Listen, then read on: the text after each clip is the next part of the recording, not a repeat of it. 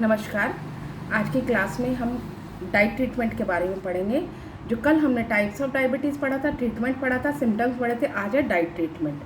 कल थोड़ा बहुत डाइट ट्रीटमेंट के बारे में हम पढ़ चुके थे, आज इसको हम डिटेल में पढ़ेंगे।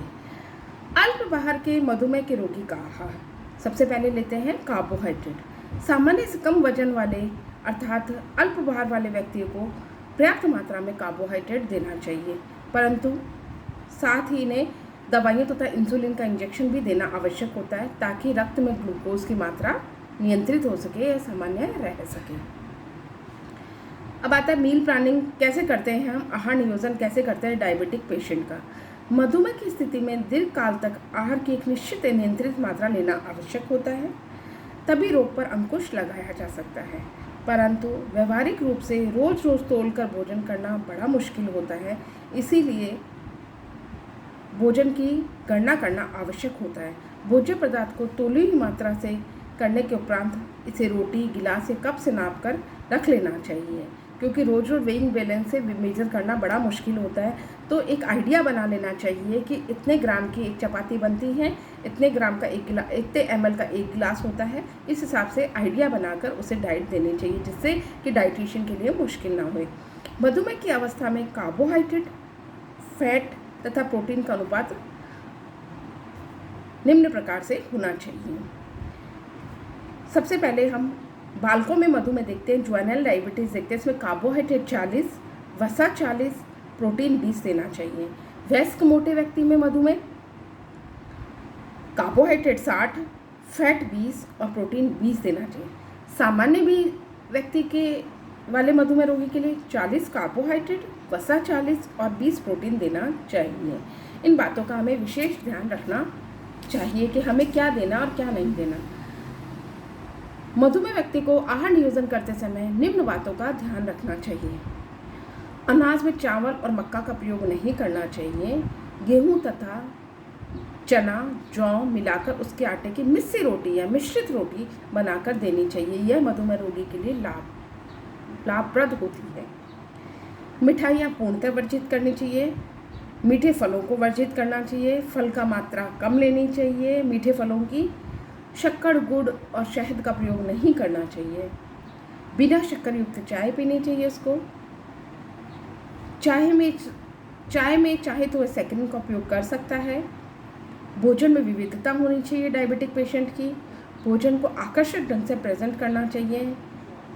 रोगी क्रियाशीलता के अनुसार रोगी की मात्रा दी जानी चाहिए। भोजन की मात्रा देनी चाहिए, कैलोरी की मात्रा देनी चाहिए। भोजन में प्याज, लहसुन आदि का सेवन करना चाहिए, कोलेस्ट्रॉल की मात्रा को कम करता है। भोजन में दूध, मांस, अंडा का प्रचुरता, दूध, मांस, मछली, अंडा से बने पदार्थों की प्रचुरता होनी चाहिए। ये सब चीज़ें तो डाइटरी मैनेजमेंट करना चाहिए। अब आता है इंसुलिन द्वारा हम कैसे उपचार कर सकते हैं, डाइट ट्रीटमेंट कैसे कर सकते हैं। इंसुलिन रक्त में उपस्थित ग्लूकोज के स्तर को कम करता है। इसका प्रयोग चिकित्सक की देखरेख में किया जाना चाहिए, क्योंकि इसके प्रयोग से रक्त शर्करा की मात्रा एकदम से कम हो जाने का भय रहता है। इसलिए इंसुलिन का उपयोग रक्त शर्करा को नियंत्रित करने के रूप में किया जाना चाहिए। इंसुलिन की दूसरी बड़ी कमी यह भी है कि इसमें प्रतिदिन इंजेक्शन के माध्यम से शरीर में इंसुलिन पहुंचाया जाता है, जो कि बड़ा दुखदायी होता है और कठिन भी होता है। एक सामान्य प्रौढ़ व्यक्ति में लगभग 20 यूनिट इंसुलिन प्रतिदिन लैंगरहैंस की दीपिकाओं की बीटा कोशिकाओं से स्रावित होता है, जो रक्त शर्करा को सामान्य बनाए रखती है। परंतु मधुमेह के रोगी में इसका श्रावण अत्यंत कम होता है, अतः रोगी को इंसुलिन की मात्रा बाहर से देनी पड़ती है। बाजार में मुख्यतः 2 तरह के इंसुलिन मिलते हैं। एक तो होता है घुलनशील इंसुलिन, दूसरा होता है डिपॉट इंसुलिन। पहले हम लेते हैं घुलनशील इंसुलिन। ये स्वच्छ तरल रूप में रहता है। ये अधिक प्रभावी भी होता है, परंतु इसका प्रभाव थोड़ी समय के लिए ही होता है। 6 घंटे बाद इसकी पुनः हमें आवश्यकता पड़ने लग जाती है। मधुमेह के नए रोगियों के लिए, जिनमें कीटोन बॉडीज अधिक बनता है, आकस्मिक स्थिति में तथा किशोर रोगियों के इस प्रकार का इंसुलिन अधिक प्रभावी, लाभदायक, उपयोगी होता है। ऐसे रोगी जिन्हें आहार पर नियंत्रण रखना संभव नहीं है, घुलनशील इंसुलिन लेना लाभप्रद होता है, क्योंकि अगर भोजन पर नियंत्रण नहीं कर सकते तो 6-6 घंटे में इंसुलिन लेके भोजन कर सकते हैं। सेकेंड आता है डिपॉट इंसुलिन।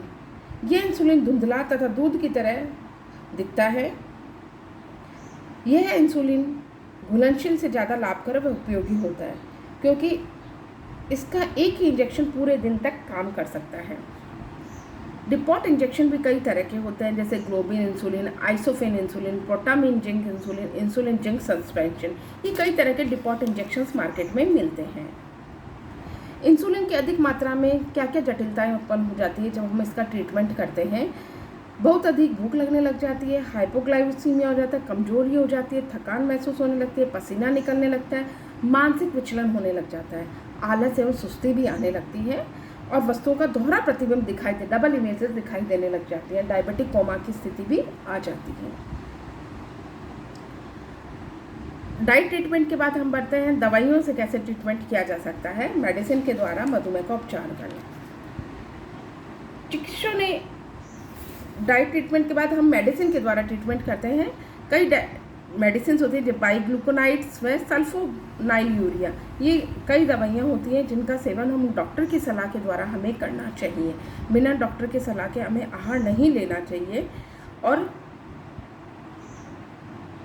कोई भी दवाई लें उससे पहले डॉक्टर का प्रेस्क्रिप्शन लेकर ही दवाई खरीदनी चाहिए।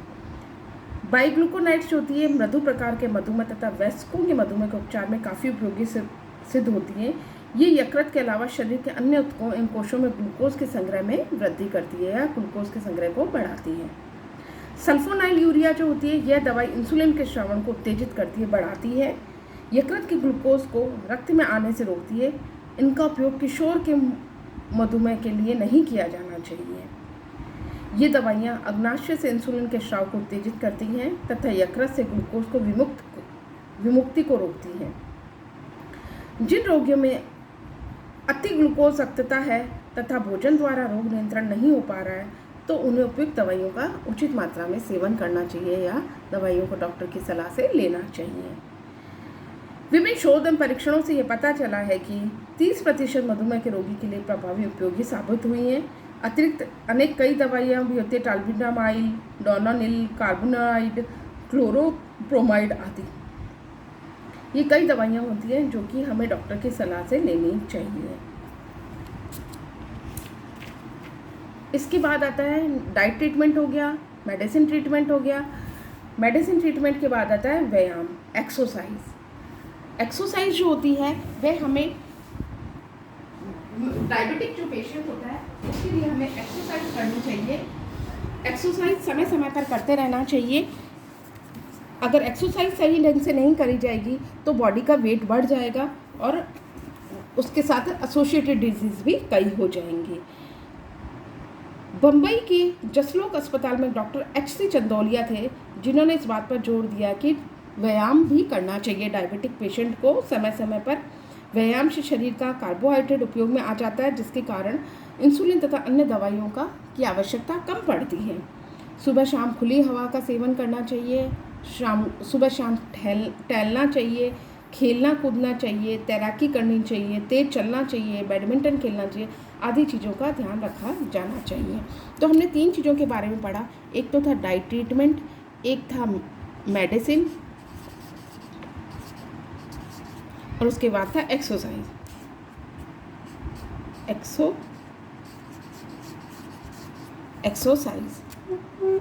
मेडिसिन व एक्सरसाइज। अब आता है कि मधुमेह की अवस्था में भोज्य पदार्थों की गणना हम कैसे करते हैं, ये ज़रूरी कैसे होता है। मधुमेह के रोगियों के लिए भोज्य पदार्थों की निर्धारित मात्रा की गणना व्यक्तिगत रूप से की जाती है। हर व्यक्ति की डाइट ट्रीटमेंट अलग होता है क्योंकि प्रत्येक व्यक्ति की आयु अलग होती है, वजन अलग होता है, शारीरिक संरचना अलग होती है, इसलिए हर व्यक्ति की पोषक तत्वों की आवश्यकता भी अलग होती है। उसी हिसाब से उसके डाइट ट्रीटमेंट करना चाहिए। एक आदर्श वजन को ध्यान रखकर ही हमें डाइट ट्रीटमेंट करना चाहिए। अब सबसे ज़रूरी चीज़ होती है कि एक दिन की आहार तालिका। तो सुबह उठकर हमें सबसे पहले सुबह 6 बजे उसे बिना शक्कर की चाय देनी चाहिए, बिस्किट नमकीन देने चाहिए। 8:30 बजे दलिया दाल डालकर बनानी चाहिए, ब्रेड मक्खन संतरे का रस भी दे सकते हैं हम। दोपहर का भोजन रोटी दाल दही का रायता मौसमियों का सलाद या फिर करेले की सब्जी भी दे सकते हैं। शाम का नाश्ता टमाटर गाजर का सूप दे सकते हैं, बिना शक्कर की चाय दे सकते हैं, और भुनी मूंगफली भी हम उसको दे सकते हैं। उसके बाद रात्रि का भोजन रोटी दे सकते हैं उसको हम,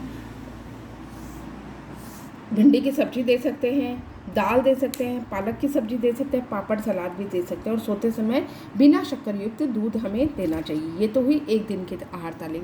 तो सबसे इम्पॉर्टेंट चीज़ जो आज हमने पढ़ी, डाइट ट्रीटमेंट कैसे किया जाता है, मेडिसिन द्वारा ट्रीटमेंट कैसे किया जाता है, और एक्सरसाइज द्वारा कैसे ट्रीटमेंट किया जाता है। ये हुआ हमारा डायबिटीज़ आज कंप्लीट हुआ।